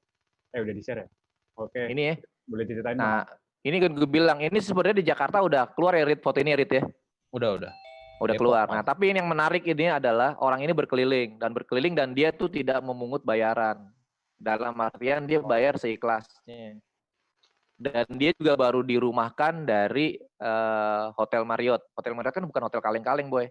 Nah, nilainya adalah kadang kalau kita nggak bisa ambil pelajaran dari setiap apa yang kita potret, gue rasa kita cuma jadi monster ya. Jadi kita hanya ibarat kata cuma bersenang-senang di atas penderitaan orang lain. Cuman gue di sini buat pribadi gue sendiri ini jadi dapat pelajaran buat gue bahwa ya untuk dianggap jadi manusia lo cuma perlu jadi manusia. Ya sama kayak orang ini aja. Kebayang nggak sih lo orang habis dirumahin tapi dia masih bisa bantu orang lain gitu loh. Karena dia nggak bisa memungut bayaran. Padahal kalaupun bayaran normalnya dia 10.000. Cuman dia yakin gitu loh dari wawancara ya, yakin dia kalau gue nyusahin orang yang lagi susah, ya apalah gue gitu loh. Makanya dia akhirnya dia pakai berkeliling dengan tulisan bayar seikhlasnya. Dan ini jadi sesuatu yang baru lagi gitu loh ketika kita nemuin. Kalau kita ngeliat orang pakai hazmat, nyukur rambut, itu dilakuin di Jakarta udah. Cuman ketika ada hal yang baru adalah dia bayar seikhlasnya, gue harus kejar itu. Makanya dan foto ini ya lumayan lah masuk juga. Gitu, Boy. Tapi menarik tuh Bang cerita soal bahwa ini habis dirumahin ya. Iya. Kalau nggak salah ini viral ya di medsos fotonya. Benar. Tapi soal cerita itu belum banyak yang tahu. Ya kita bisa ini doang. Dan orangnya kebetulan enak sih ya. Betul orangnya enak. Jadi ya tadi gue bilang, ya kalau gue cuman kerja doang nggak dapat pelajaran apa-apa dari apa yang gue ambil, gue pikir ya kita cuma monster doang gitu loh. Cuman buat gue tuh pribadi, apalagi gue sekarang kan juga punya gerakan literasi yang perpustakaan boneka itu. Jadi lebih semakin menguatkan diri gue bahwa ya lo emang harus berlaku baik gitu loh. Dan ini kesempatannya karena ya bukannya gue mau gloomy ya, cuman gue nggak tahu loh kapan kenanya misalnya gitu loh ya. Bisa 2 hari lagi, 3 hari lagi, 4 hari lagi, 10 hari lagi. Ya buat kita ini kesempatan kita lah kalau emang ini waktunya berbatas ya kesempatan kita untuk dia berkarya sebaik-baiknya, sebenar-benarnya gitu loh. Kita jangan ngeremehin lah, intinya kayak gitu sih. Jadi beruntung banget nih yang datang ke sesi ini. Buat si Harit tuh, aduh. Ini salah satu orang yang gue telepon dulu waktu pas ada foto drone itu ya. Karena gue waktu itu jujur aja itu fotonya Haris itu jadi perbincangan di kantor gue dalam arti ini si Harit bener dia melakukan sesuatu yang memang belum dilakuin sama orang lain. Itu paling penting dari kerjaan jurnalistik gitu loh. Lo boleh ada di satu tempat, berkumpul di satu tempat yang sama dengan banyak orang, cuman lo punya pikiran yang berbeda. Itu gue salut dari si Harit. Cuman adalah pertanyaannya ketika itu masuk di kantor gue, itu akan jadi perbincangan dalam arti bukan ini. Nih siapa yang motret ya? Bagaimana cara dia motret ya? Ya cara motret dalam artinya waktu itu lo si Harit lo pakai motret lagi, Rit, muka lo kelihatan dan lo punya masker itu basah cuman kelihatan. Ini masker nggak standar nih kayaknya ini. Nah waktu itu sebutannya oke lah, sebutannya si siapa gitu. Ternyata pas terakhir, ini Harit jawab pos bilang anjing adek gue langsung telepon dia kan. Lo yang bener, lo udah bener belum itu kalau gitu? Ya bang aman bang, ya sudah. Kalau emang udah aman ya jalanin. Kalau belum, lo jangan ulangin lagi deh, gue bilang. Makanya kan gue nggak berani lagi nih. Kita kan, gue juga kita punya tanggung jawab lah sama temen ya. Apalagi kita kan rekan juga. Kita saling ingetin lah. Terus gue kayak kalau kebayang, aduh Rit, jangan duluan lah Rit. Ya kadang kan kita jadi bercandaan ya, bilang aduh. Tapi asik lah ya, maksud gue ngeliat foto-fotonya Harit juga itu menarik ya. Bener yang dibilang Harit, ini buat juga pembelajaran buat teman-teman yang masih pada baru, apalagi dia pengen main di foto jurnalistik, bahwa memang kita emang harus beda gitu loh. Harus beda dalam artian kita lebih mengedepankan pikiran lo gitu loh. Ya beberapa kali kan gue juga di tempat-tempat yang peristiwa-peristiwa besar juga sama si Harit. Kita ketemu di Palu ya Rit ya waktu itu ya. Iya bang. Benar, dan menurut gue malah gue yang ditolong Harit karena Harit yang punya jaringan di Telkomsel kalau nggak salah Harit ya.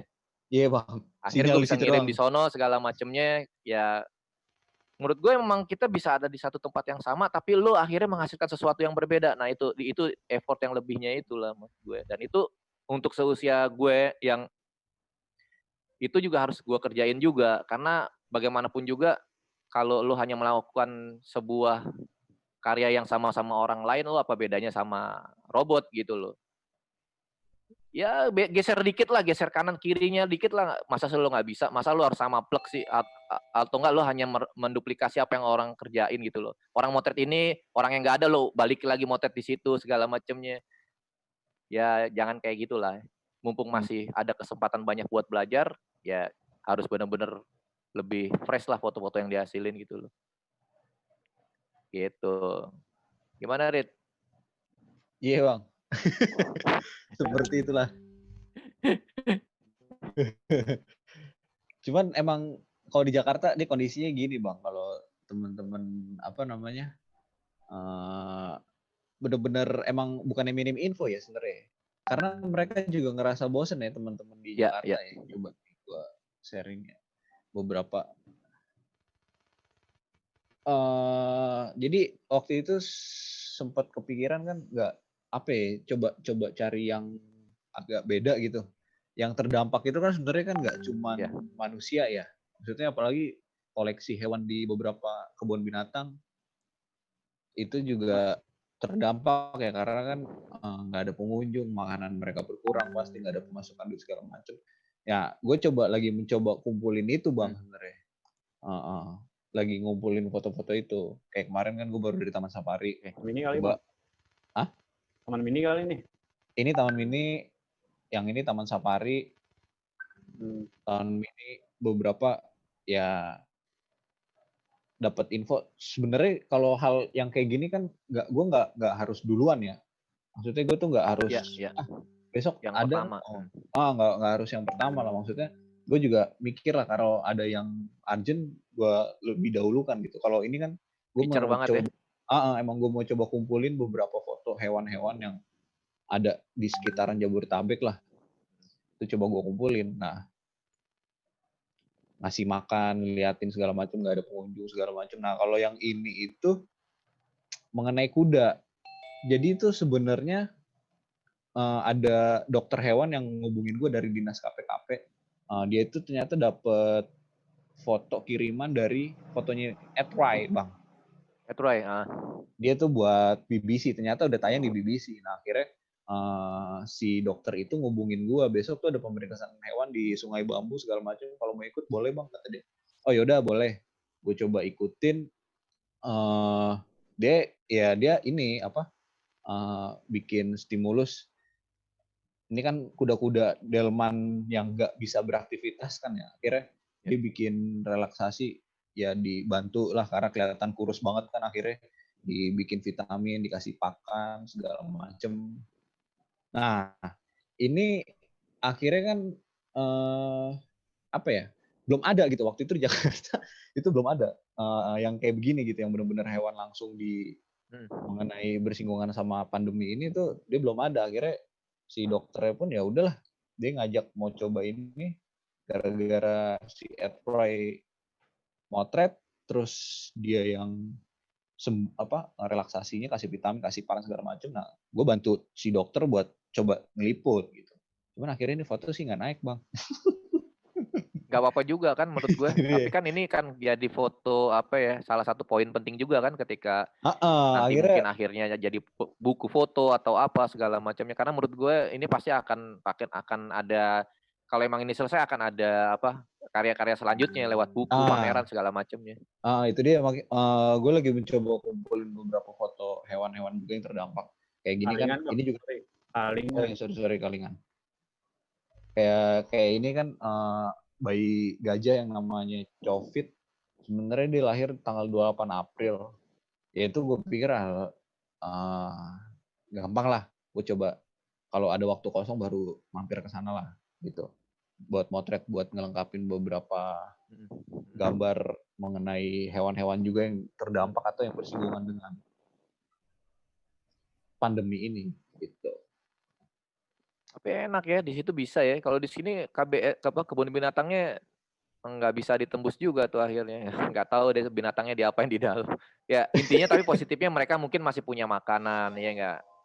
Intinya itu doang aja kan. Niatnya kan kalau misalnya emang nggak punya kan kayak yang di Solo itu kan. ya mereka secara terbuka menawarkan bantuan dari orang lain dengan menjual tiket segala macamnya, ya kan. Lumayan gede loh, 1 hari 1 juta loh buat makan doang, ya kan.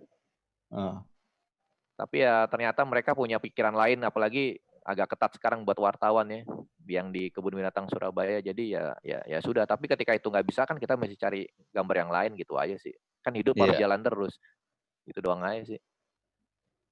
Tapi barusan ada berita baik nih Bang, KLHK akhirnya ngasih subsidi seluruh kebun binatang di Indonesia buat makan hewan, buat makan hewan. Nah, sebelumnya kami itu hewan-hewan minta subsidi sama masyarakat ya. Iya benar. Karena kita terlalu sibuk dengan manusianya ya. Iya benar.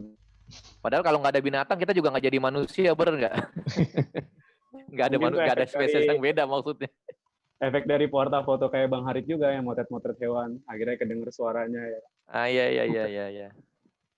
Ya itu positif lebihnya ya, ketika keluar kayak gitu baru ya anjir tuh ternyata akhirnya baru ada gerakan ya kayak gitu lah, itu bonusnya lah ya. Itu kalau AdPlay kagak keluar juga kagak ini jangan-jangan ya. Iya benar Bang.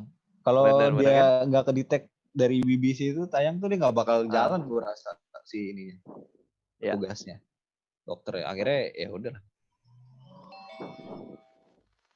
Oke. Itu Bang Dipo tuh nanya tuh Bang Dipo tuh. Bang Dipo yang. Oh iya, tips buat para hobis yang pengen ambil bagian. Ada nggak nih ide yang bisa digali nih? Dari Harit dulu.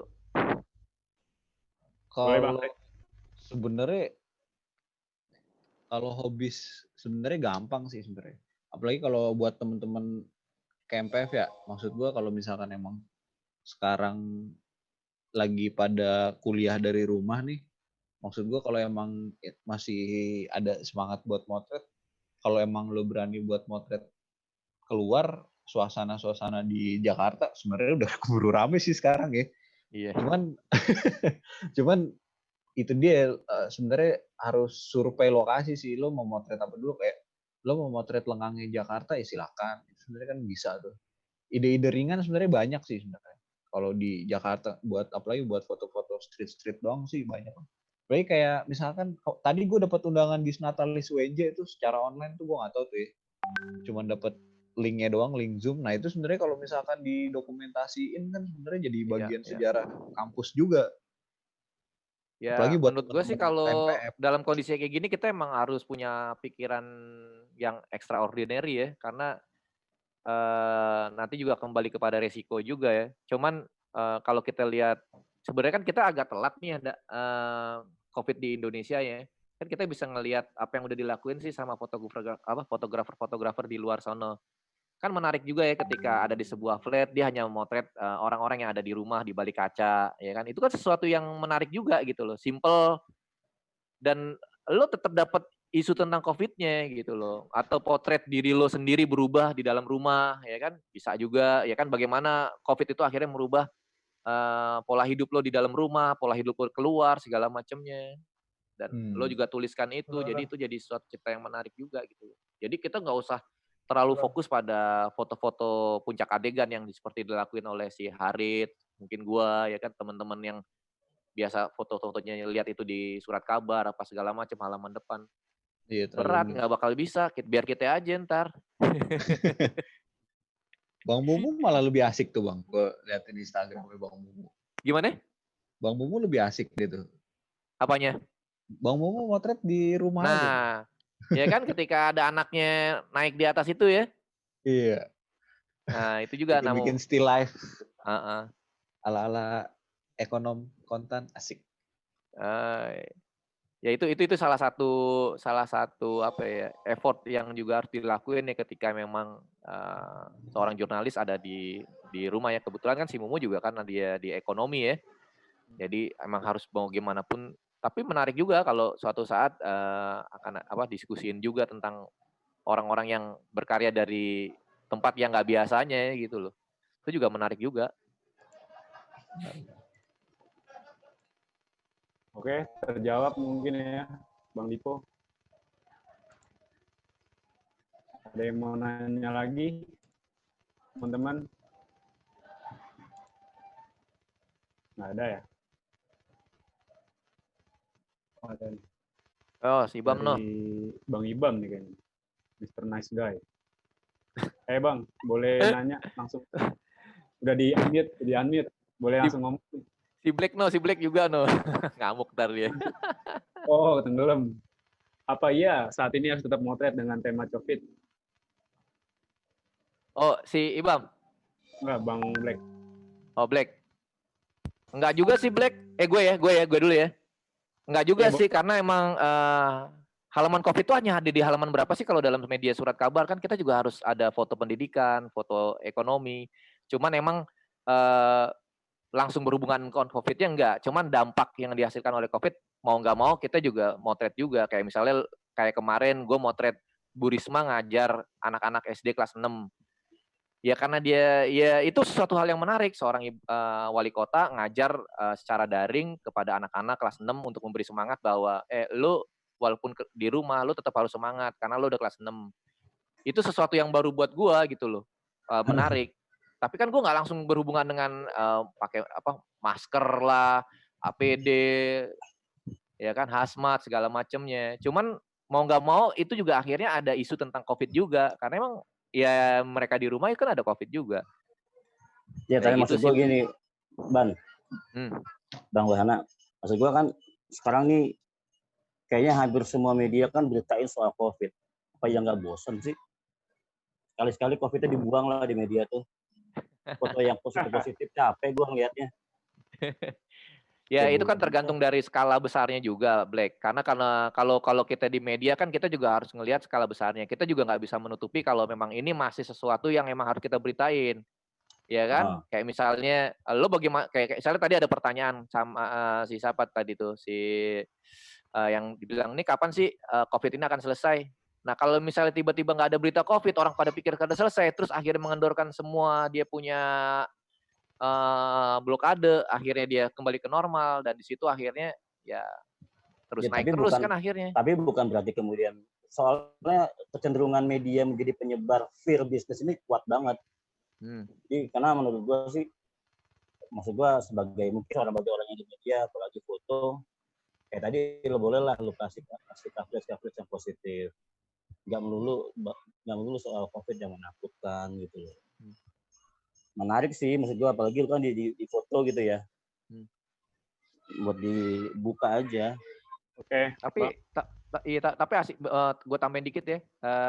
Sebenarnya kan kalau kita bicara COVID itu kan kita nggak serta-merta kita bicara tentang jumlah korban, ya kan, segala macamnya.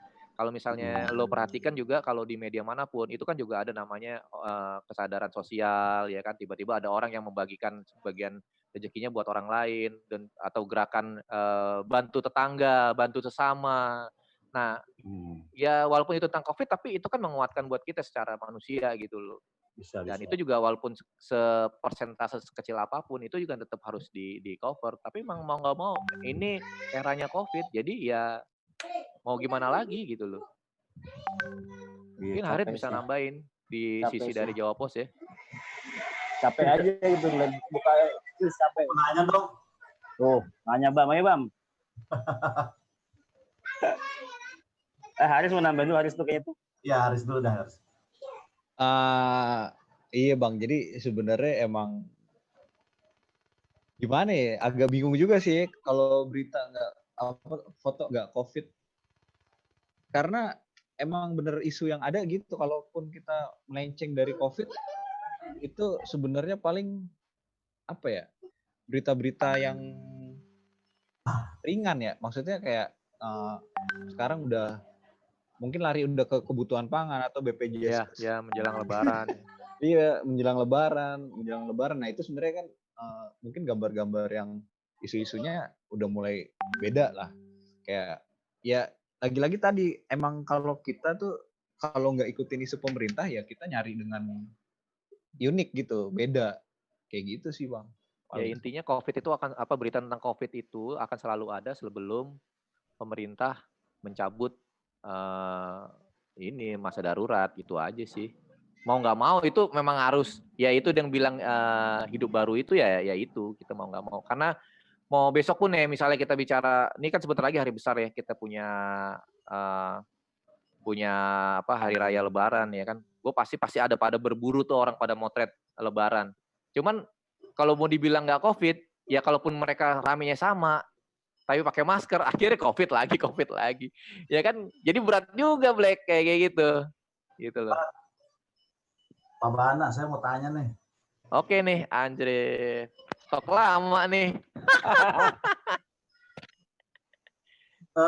Gimana Bang? Begini Bang, yang pengen gue tanya itu adalah sebenarnya ada hubungannya nggak sih antara pewarta foto ini dengan pimpinan redaksi yang menentukan naik atau tidaknya sebuah berita gitu. Bang, sorry Bang, suara lu kurang keras Bang. Ya, ada nggak hubungannya antara Pemret dengan para wartawan atau jurnalis foto yang bekerja di lapangan dalam menentukan foto atau berita mana yang harusnya naik atau tidak? Gue dulu ya. Ada Bam, apalagi dalam kondisi COVID kayak sekarang, setiap pimpinan itu punya tanggung jawab besar sama asetnya yang berupa sumber daya manusianya. Jadi segala macam apa yang kita kerjain itu harus sesuai dengan harus sepengetahuan mereka, dan mereka yang akan menentukan oke, ini bisa jalan, ini enggak. Tapi masalah bisa jalan atau enggaknya itu bukan akhirnya oh ini nggak usah, ini terlalu pemerintah banget, oh ini nggak pro pemerintah, nggak ada hubungannya sama gitu, tapi lebih kepada oh ini nggak usah, ini terlalu berbahaya buat kita dan nggak worth it, atau enggak oh ini foto ini udah pernah, kita nggak mungkin pakai lagi, jadi mendingan lu nggak usah ke sono. Jadi lebih kepada urusan kayak gitu sih Bang. Kalau kita yang di lapangan ya, tapi kan ketika misalnya menentukan apa yang besok, foto yang keluar besok, atau berita apa nanti yang akan jadi headline segala macam, itu kan sesama mereka punya redaktur, sesama mereka itu. Ya artinya redaktur sama pemretnya. Tapi sekarang salah satu, ya menurut gue termasuk orang yang dilindungi dalam tanda kutip ya, dalam arti gini, gue nggak usah enggak lah Bam, pokoknya lo belum punya foto tentang pemakaman, lo harus ambil.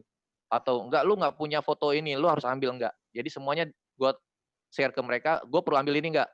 Jadi gue bekerja sesuai dengan pertimbangan mereka. Itu pun mereka akan kasih pertimbangan, lo mau ambil apa enggak. Kalau enggak, ya sudah, tinggalin, lo istirahat, jaga kondisi, segala macamnya, ready, baru lo jalan. Kayak gitu sih. Ini koordinasinya penting banget sih buat kita yang di lapangan, Bam.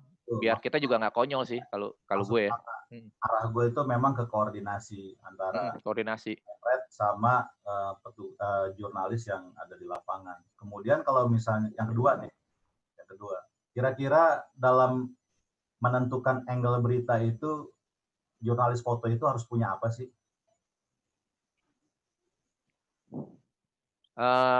Kalau menentukan angle berita, ya yang jelas kita kan harus punya isunya, Bam. Ya kan, isunya kan dari hari per hari, juga dilihat dari perkembangan yang ada dilakukan di pemerintah. Dan kita kan juga ada namanya rapat. Nah, rapat sore itu biasanya kita akan langsung dikasih notifikasi bahwa besok runningnya seperti ini. Dan ketika kita udah baca itu, kita yang tinggal nentuin, oke ini bisa dicari fotonya, ini nggak bisa. Udah tentang gitu aja. Jadi kita sekarang nggak ada istilah kerja autopilot di lapangan, Bam. Karena kalau autopilot, ya kayak gue bilang tadi, lo kayak masuk ke sebuah lubang tapi lo nggak punya tangga buat naik gitu loh akhirnya. Ya tapi fotonya itu aja akhirnya. Tapi tetap kan seorang jurnalis foto itu dia harus bisa menentukan bukan cuma angle pada gambar gitu, tapi angle pada sebuah story yang akan dia bangun untuk menjadi sebuah. Oh iya dong. Tadi juga kalau kita gue merujuk apa yang dibilang Harit juga kan punya angle yang menarik juga ketika dia bicara tentang foto tentang binatang itu kan. Menarik gitu. Bagus itu. Nah lo jelasin dong, Rit. Dari sudut pandang lo. Kalau gue sih gitu sih ya. Jadi kalau sekarang kita kerja lebih lebih ringkas lah Bam ya menurut gue. Jadi kita nggak usah terlalu berat-berat juga. Kerja kita emang udah berat, cuman ketika ngejalaninnya kita dibuat seringkas mungkin, seefektif mungkin, dan koordinasinya tuh emang benar-benar ketat banget gitu. Kadang gini juga Ban, maksud gue kalau pengalaman gue sebagai pembaca berita atau bukan cuman media online aja sih yang, tapi seperbandingan gua itu antara media cetak dengan online itu masih tetap apa ya, terjaga kualitas baik itu fotografinya atau tutur dari seorang jurnalisnya itu pada media yang cetak. Tapi bukan berarti gue mengecilkan jurnalis media online. Gitu. Karena kadang-kadang kalau kita orang kebanyakan melihat media online itu hanya sekedar di judul aja. Gitu. Kalau gue melihat media di online, yang gue lihat fotonya dulu, gitu loh. Karena emang yang dominan kan itu dulu yang kelihatan ya, Bam. Iya. Yang walaupun itu akhirnya pas diklik ternyata itu bukan foto dari kegiatan itu ya, cuma ilustrasi dari mana ya. Fotonya ada di mana, beritanya di mana. Coba gimana? Ada yang bisa jelasin nggak tuh? Apa yang menjadikan sebuah foto pada satu headline itu berbeda dengan cerita yang ada di dalamnya? Gimana, Bam? Sorry, Bam. Apa yang menjadikan sebuah media itu berbeda antara foto dengan headline yang mereka bangun gitu? Rit, lo jawab lo, Rit. Jangan gua doang, Rit. Enggak, jadi gini, nambahin aja sih. Sebenarnya kan memang kalau kebijakan dari kantor-kantor kan masing-masing beda-beda ya. Kalau mana kan kayak gitu. Tadi kalau di gue itu kalau menentukan, apalagi koordinasi dengan Pimret dengan ke gua nih, pewarta foto itu nggak langsung, tapi lewat editor sama korlip gua. Ya, korlip benar. Nah, korlip gua ini yang, dan korlip juga kadang-kadang suka beda-beda nih ininya nih, moodnya nih. Kadang-kadang ada yang asik, ada yang enggak gitu kan. Nah, kalau emang di gua, dia kalau sama korlip nih, biasanya gue juga selalu sharing dulu, Bang, gue mau ke sini. Oh yaudah, gue mau ke rumah sakit tapi dari depannya aja, Bang. Oh, jangan. Itu pasti korlip juga ada apa? Pertimbangan ya. Pertimbangan yang dirasa janganlah, nggak usah lah. Gue nggak butuh kok gambar ini gitu. Ntar juga ada yang lain gitu. Nah, jadi bahan pertimbangan kalau apalagi kalau untuk headline ya. Headline itu udah pasti kalau di gua itu udah pasti bersinggungan sama Covid ya. Jadi kayak tetap walaupun kadang fotonya nggak baru, dia tuh kalau fotonya nggak baru tapi pengulangan tetap kadang-kadang di gua dipakai gitu. Nah, itu lagi-lagi kan sebenarnya yang bahan jadi pertimbangan itu bukan lagi fotografer sama Pimret, tapi udah Pimret dengan redaktur halaman, dengan redaktur fotonya, kayak gitu, Bang. Oke. Saya rasa udah. Bang Bahana mau share lagi nih kayaknya. Nah, tuh. Ini kayak gini ya, Bam ya. Maksudnya ya mungkin agak jauh dari apa yang lo ekspektasi ya. Kalau gue sih sebenarnya pada rata-rata pemberitaan di foto ya, kita kan bicara foto ya. Rata-rata sih hampir sama sih, Bam ya. Maksudnya apa yang emang hot atau hari itu memang beritanya keras banget, itu yang pasti kita ambil. Nah, ini menurut gue salah satu yang emang harus gue kejar waktu itu ketika gue dapet infonya, yaitu adalah kepulangan TKI. Nah, kita kan pengen tahu TKI itu ketika pulang itu abis itu diapain aja, karena bagaimanapun juga kan Malaysia juga salah satu yang terdampak juga. Nah, akhirnya ternyata ada rapid. Nah, gue harus kejar tuh ke sono. Nah, ketika gue dapet, yang membedakan antara kita dengan fotografer yang lain adalah eksekusi. Ya kan, lo ada di tempat yang sama, cuman lo dapat foto yang berbeda. Nah, dalam hal ini gue ngerasa waktu itu nggak ada yang motret yang ini. Jadi gue cuman underin foto gue, juga cuman pengen ngeliatin aktivitas orang ini meriksa si salah satu TKI-nya. Jadi emang apa sih, kita tuh di lapangan itu lebih fokus pada bagaimana kita bisa menghasilkan foto yang memang diperlukan saat itu. Jadi kita nggak terlalu dipusingkan dengan urusan politik dalam artian apa nanti yang akan dijadikan headline atau apa segala macamnya. Kadang kita di lapangan itu secara otomatis sudah punya pikiran bahwa ini kayaknya akan jadi berita yang besar. Ini akan jadi berita yang biasa-biasa aja. Nah, mana yang kita harus ambil itu yang harus kita pertimbangkan. Nah, untungnya waktu itu pas gue kejar ke sini ternyata ini viral, Boy. Nah, yang paling adalah ketika lo bicara tentang viral dan ada di wilayah lo harus dapat foto itu, walaupun itu standar banget. Nah, untungnya gue dapat waktu itu, jadi gue cuma bilang, aman bos. Nah, pertanyaannya dari bos tinggal, lo safety prosedur kan? Oke, safety prosedur. Nah, akhirnya gue dapat foto ini. Dan kalau nggak salah, habis foto ini, itu barengan sama pemeriksaan dari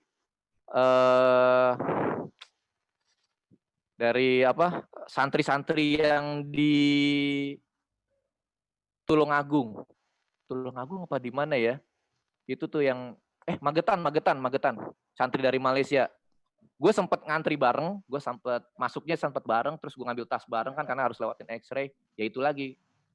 Ternyata pas sampai Malaysia mereka 25 dinyatakan udah positif, malah sih bukan reaktif lagi, sana langsung cepet kan di sana. Itu aja sih Bam yang paling kalau kita di lapangan ya, karena kalau kita terlalu direpotkan sama besok akan keluar apa itu kita jadi terbebani sendiri sih Bam kayak gitu. Oke. Mungkin Harit bisa ini ya, Rit ya.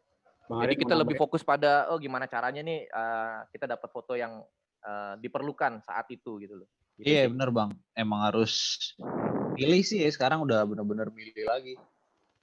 Apalagi kalau di sekarang apalagi udah panjang ya Rit ya, repetisi banget ya kalau sekarang ya. Iya. Tapi enaknya sekarang menjelang Lebaran, jadi kita gue yakin akan dapat foto-foto yang berbeda, tapi tetap di masa pandemi gitu aja sih. Iya. Karena kita akan ketemu Lebaran nih. Tadi bener banget tuh Ban. Gitu. Jadi seorang jurnalis foto itu dia harus lepas semua kepentingan dia, apapun pilihan. Ya. Contoh kayak gini, teman-teman KMPF pasti udah dengar nama Kevin Carter kan.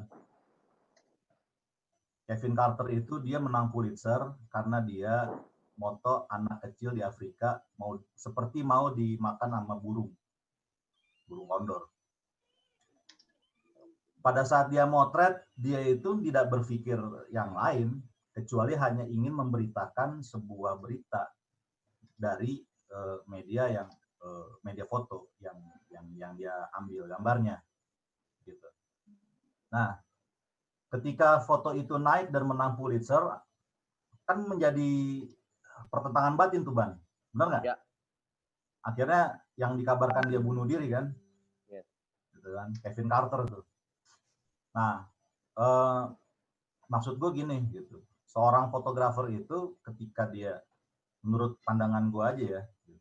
Mungkin teman-teman yang jurnalis yang lebih paham, apapun itu dia harus loyalitas dia tuh bukan kepada perusahaan, bukan kepada masyarakat juga, tetapi kepada fakta. Benar nggak sih? Iyalah. Ya.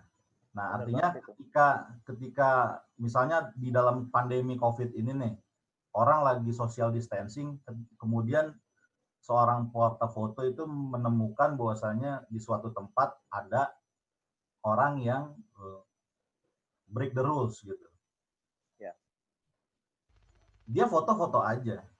Kemudian disampaikan kepada korlipnya atau kepada redakturnya, saya sudah moto begini. Tapi bukan berarti dia autopilot, Ban. Gitu. Dia cuma punya stok. Nih gue punya stok nih, foto nih.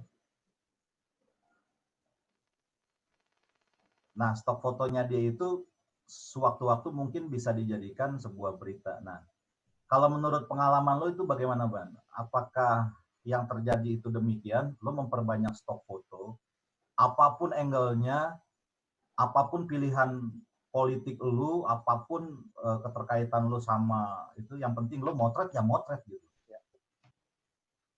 Kalau gue sih karena emang gue orang visual, jadi dewa gue tuh visual. Jadi dalam artian, jadi apa yang pertimbangan yang gue lakuin itu semata-mata lebih pada visual. Nah, kalau emang lo bilang dengan stok, ini sekarang emang lagi berat-beratnya kita koran harian ya, koran konvensional, Bang. Karena kita juga kan lagi masa transisi nih. Kita juga punya online, kita juga punya macam-macam lah yang ibarat katanya itu berita bisa running terus. Nah, ini kesempatan kita yang untuk tidak hanya sekedar seperti dulu lagi, datang, motret beberapa, lo pergi. Jadi kita juga harus pertimbangkan bahwa berita ini mungkin akan ketemu nanti berita-berita sekitar 10 atau 15 berita. Jadi mau nggak mau dia kan akan dapat pasokan foto yang banyak juga, Bang. Nah, disinilah kita emang dituntut sekarang emang harus bikin foto banyak-banyak gitu loh buat stok. Bukan stok lomba juga ya, stok lomba ya alhamdulillah kalau ada ya. Tapi kalau enggak, ya sekarang emang kebutuhannya gitu, Bang. Karena kalau gue secara pribadi gitu loh, tanggung jawab moral ya ketika ada 2 berita di online ya, atau mungkin akhirnya jadi dokumentasi di halaman tertentu. Tapi kalau foto itu sampai diulang 2 kali, itu rasanya gue pribadi jadi kayak, aduh kayak gue kagak motret lagi sih yang lain, gitu loh, Bang. Nah, jadi sekarang kalau di tempat gue harus tertib visual dalam arti gini, minimal ketika gue datang gue harus melakukan 5 pemotretan yang berbeda dengan sistem yang kita udah pernah pada belajar semua, yaitu EDVAT itu, Entire Detail Frame Angle Time, kalau emang ada time-nya. Minimal gue harus punya 7 foto yang berbeda gitu loh. Itu ya standar kita ngelihat aja. Coba lo bayangin kalau misalnya lo motret sesuatu di angle yang sama, repetisi 2-3 kali kan juga nggak enak di online. Benar. Di tempat gue Kompas ID itu kan channel untuk fotonya tuh edan-edanan tuh. Jadi ya gue kayak ngerjain foto story aja setiap hari jadinya. Tapi ya emang itu tuntutannya dan akhirnya itu jadi tanggung jawab, jadi ini juga jadi apa ya? Jadi tanggung jawab moral juga gitu loh. Walaupun akhirnya sempat dimarah-marahin juga itu waktu pas kemarin gue motret rapid test itu, gue pengen sampai selesai dalam artian si TKI-nya itu selesai. Gue pikirannya dia akan ketemu di bawah, ketemu keluarga, lo bisa bayangin udah bertahun-tahun rata-rata ya mereka nggak pulang dari Malaysia, ketemu keluarga itu biasanya histeris, boy. Wah, namanya orang-orang Madura itu kalau udah ketemu keluarga yang udah lama nggak pulang, itu pasti akan nilai fotonya tuh tinggi banget. Nah, cuman pas ketika gue tunggu sampai jam 8 malam, sampai bawah, ternyata mereka nggak langsung ketemu keluarga nggak boleh mendekat, mereka langsung dinaikkan ke bis, langsung dibawa ke langsung sama pemerintah provinsi langsung dibawa ke daerahnya masing-masing. Di sana akan dikarantina dulu. Walaupun akhirnya ekspektasi gue nggak seperti yang gue harapin, tapi akhirnya ya itulah dampak dari tertib visual gue gitulah. Mungkin si Harit bisa ini, Harit. Oke, Bang. Bang Harit masih ada yang mau nambah sebelum kita tutup sesi ini? Cukup kayaknya sih. Cukup ya. Karena kebetulan udah nggak terasa ya obrolan seru banget. 2 jam nih. Buset. Iya juga ya jam 10. Udah 6.000 kalau main PS1. Pertanyaan kita tutup. Diskusi yang seru. Sekarang saatnya kita bacain kesimpulan. Habis itu bebas kita mau ngapain aja. Sebelumnya kita kesimpulan dulu. Pertama tadi setelah kita obrolin tentang bagaimana motret di pandemi, sebagai pewarta foto yang emang harus ada di garis depan, sama kayak perawat ya ibaratnya, kita kerja di lapangan, kalian di rumah aja, tetap harus sadar dengan protokol kesehatan yang telah ditetapkan oleh kantor dan instansi terkait. Foto selain agak rutin kayak PSBB, kayak di rumah sakit atau pemakaman gitu, tapi kita juga harus kreatif. Motret feature kayak yang dilakuin Bang Bahana, motret pedagang yang terdampak, Bang Harit motret hewan-hewan. Karena kalau zaman dulu kan orang tahu pertama dari wartawan ya, tapi di zaman medsos kayak sekarang kebanyakan bahkan wartawan yang tahu dari netizen gitu. Nah di situ gue ngerasain banget di harian tuh tiap ada netizen nge-spiral dikit didatengin itu kan kayak kebalikan zaman dulu ya. Nah di zaman yang kayak gini, kayak yang Bang Bahana bilang di tempat yang ramai kita harus punya pikiran yang beda. Seperti yang dilakuin Bang Harit itu tadi yang motret hewan. Terus tadi juga ada pertanyaan bagus, apa sih yang bisa dilakuin oleh para hobis ya? Mungkin anak-anak KMPF di sini yang lagi jadi peserta, kita nggak harus ngikutin apa yang wartawan potret, karena itu emang tugasnya gitu, kewajiban, dan di masa instruksi anjuran pemerintah buat di rumah aja, mungkin bisa tuh dilaksanain ide-ide motret yang beda ya, dari yang wartawan. Selain kita nggak ikut menemuin jalan, kita juga punya karya yang personal sepertinya. Ya, kesimpulannya kayak gitu. Terima kasih buat para peserta yang udah ngeluangin waktunya. Terima kasih buat KMPF yang memfasilitasi ini semua sampai bela-belain bayar buat premium nih kalau nggak salah. Asik ya. Gede KMPF duitnya banyak. Karena kemarin pas tes waktunya kepotong, akhirnya beli premium. Pakai duit pembicaranya kalau nggak salah. Sedap. Rit, atasin Rit. Iyalah. Udah cair Udah kan? ada lagi ya? Cair. Oh iya, ini ada titipan juga dari panitia pameran nih, dari pengurus KMPF. Karena tahun ini kita memasuki usia 4 dekade ya, KMPF ya, 40 tahun. Anjir. Iya, dan itu sesuatu angka yang menurut gue sih istimewa, Bang. Jadi, kita mau ngadain pameran, KMPF mau ngadain pameran 40 tahun, dan pameran terbuka untuk semua pengurus dari yang masih aktif atau yang senior-senior, kalau punya karya boleh dikirim. Untuk info lebih lanjut nanti akan dikabarin lagi. Dan semoga sharing session ini akan ada sesi berikutnya dengan tema yang berbeda. Oke. Sekian session kali ini saya tutup. Saya balikkan ke pengurus. Silakan. Thank you. Terima kasih semuanya. Thank you. Yo, sama-sama Bang Hana, Bang Harit. Terima kasih. Saya balikin ke pengurus.